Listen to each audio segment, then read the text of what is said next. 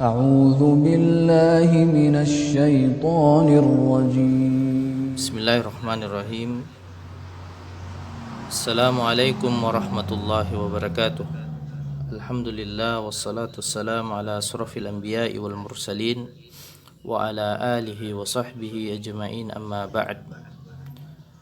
Alhamdulillah, kita memuji Allah subhanahu wa ta'ala karena dengannya lah kita diberikan nikmat dan kesehatan sehingga kita bisa melanjutkan pelajaran kita hari ini. Terkhusus untuk hari ini, insyaallah pada edisi kali ini kita ingin memurojaah kaidah-kaidah penting dalam pelajaran Durusul Lughah sebagaimana yang telah kita pelajari pada pertemuan-pertemuan yang lalu. Nah, kaidah-kaidahnya yaitu kaidah isim apabila ditinjau dari segi bentuk. Isim apabila ditinjau dari segi bentuknya, maka isim itu terbagi dua. Ada yang namanya isim nakiro, ada yang namanya isim ma'rifah. Nah, di sini kalian harus betul-betul faham apa itu isim nakiro dan apa itu isim ma'rifah. Isim nakiro artinya isim yang tidak tertentu dan bersifat umum. Makanya kalau kita artikan, biasa terkadang bermakna sebuah, seseorang, sebutir, atau lain-lain sebagainya. Ini maknanya masih bersifat umum. Contoh, kalau saya katakan sebuah rumah, berarti belum jelas apa itu yang dimaksud. Rumah apa? Apakah rumah batu, ataukah rumah kayu, ataukah rumah yang jenis yang lain? Nah, itulah maknanya. Saya akan memberikan kepadamu sebuah buku. Tentu orang akan bertanya, buku apa? Nah, karena buku itu umum. Seandainya seseorang mengatakan, saya akan memberimu buku fikih atau buku bahasa, maka itu akan sudah menjadi jelas. Fahimtum insyaallah. Nah, itulah isim nakiro. Dan isim nakiro diketahui dari cirinya. Cirinya itu adanya tanwin di akhirnya. Ada tanwin di akhirnya. Apakah fathatain, dhammatain, ataukah kasratain? Paham ya? Seperti kitabun, artinya sebuah buku. Berikutnya isim ma'rifah adalah isim yang sudah tertentu, sudah jelas dan bersifat khusus. Makanya kalau kita artikan, ini sudah menunjuk sesuatu, mengisyaratkan sesuatu. Buku itu.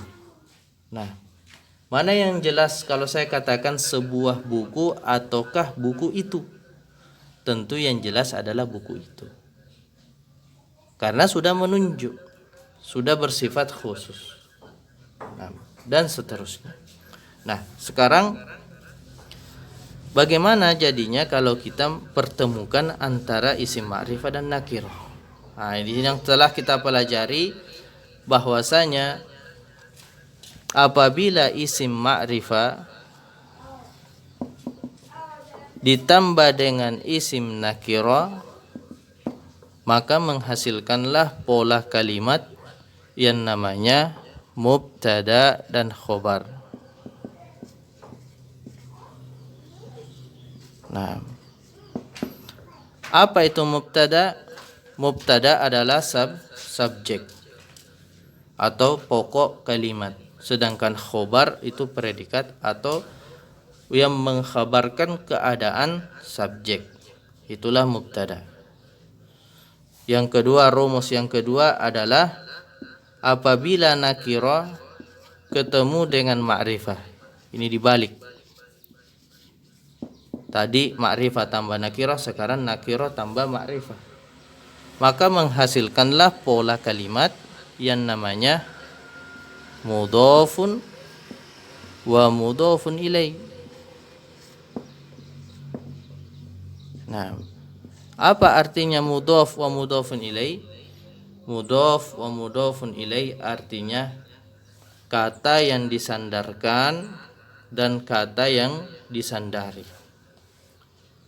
Ketentuan-ketentuannya juga sudah kita pelajari. Tinggal kalian buka-buka kembali buku catatan kalian. Nah, yang ketiga, bagaimana kalau dia nakira ketemu dengan nakira? Ataukah sebaliknya ma'rifah ketemu dengan ma'rifah? Nah, maka menghasilkanlah sebuah pola yang namanya na'at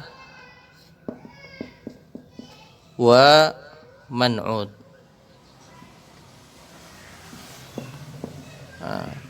Sifat dan yang disifati. Sifat itu na'at, yang disifati adalah man'ud.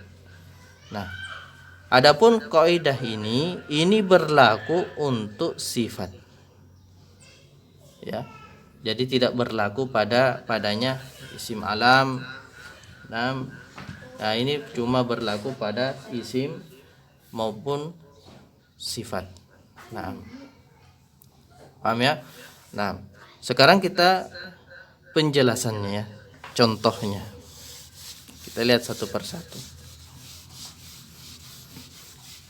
beserta maknanya.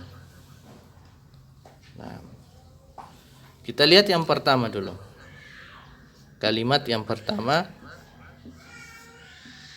al-kitabu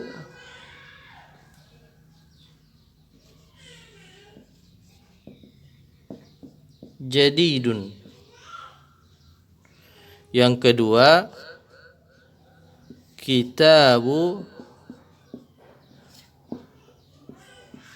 al-jadidi.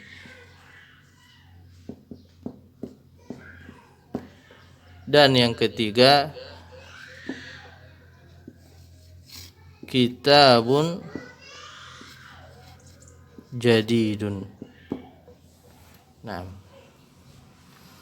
kita lihat yang pertama. Kita uraikan satu persatu sebagaimana seperti yang kita lakukan. Al-kitabu ini ma'rifah atau nakirah? Dia ma'rifah dengan adanya tanda tanwin. Sedangkan ini nakirah atau ma'rifah, dia adalah nakirah dengan adanya tanda tanwin di akhirnya. Ini tanda alif lam. Nah, apabila ma'rifah tambah nakirah, maka menghasilkanlah sebuah pola yang namanya mubtada khobar. Nah, mubtada khobar, yaitu subjek predikat. Nah, jadi artinya al-kitabu jadidun, buku itu baru. Jadi al-kitabu jadidun artinya buku itu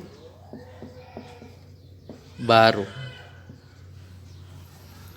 Yang kedua, kitabu al-jadidi. Kita lihat dulu. Ini nakirah atau ma'rifah, dia adalah nakirah. Ini nakirah atau ma'rifah, dia adalah ma'rifah. Nah, jadi nakirah tambah ma'rifah yang dihasilkan apa? Mudhaf wa mudhafun ilaih. Jadi kaidah mudhaf, pada mudhaf tanwin dihapus, menjadilah kitabu al-jadid. Pada mudhaf nilai dia kasr. Jadi cara bacanya kitabul jadidi. Nah, jadi apa artinya? Artinya bukunya baru. Ada katanya di situ.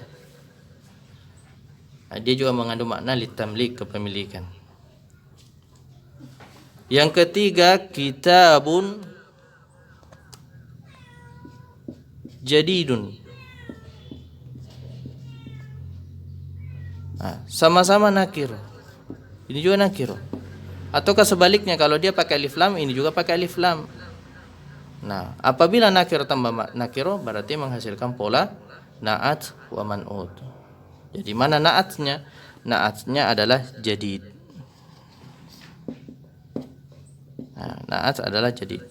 sedangkan kitabun man'ut, inilah yang disifati. Nah, kaidah na'at wa man'ut, ingat na'at itu senantiasa mengikuti man'ut. Kalau man'utnya nakiroh, maka na'atnya juga nakiroh. Apabila na'at man'utnya ma'rifah, maka na'atnya juga ma'rifah. Seandainya sini pakai alif lam, maka ini juga pakai alif lam. Itulah kaidah na'at wa man'ut. Jadi kaidahnya cuma satu, na'at senantiasa mengikuti man'ut. Jadi apa artinya? Artinya buku yang baru. Nah, ini memakai imbuhan yang seperti kata penghubung. Nah, jadi telah kita dapatkan 3 pola kalimat dengan makna yang berbeda. Pertama, dengan mubtada khobar, artinya buku itu baru. Mudhaf wa mudhafun ilaih, artinya bukunya baru. Dan na'at wa man'ut, artinya buku yang baru. Di sini seperti kata memakai kata penghubung di akhir, di tengahnya. Paham ya? Nah, itulah kaidah dasar dari 3 pola kalimat. Yang pertama mubtada khobar, yang kedua mudhaf wa mudhafun ilaih, dan yang ketiga na'at wa man'ut. Adapun nanti kalau kita belajar nahwu itu lebih berkembang lagi, kita jelaskan lagi lebih rinci dari 3 pola ini. Ini dasar insyaallah. Nah, kita cukupkan sampai sini. Subhanakallahumma bihamdik, asyhadu an la ilaha illa anta, astaghfiruka wa atubu ilaik. Assalamu alaikum warahmatullahi wabarakatuh.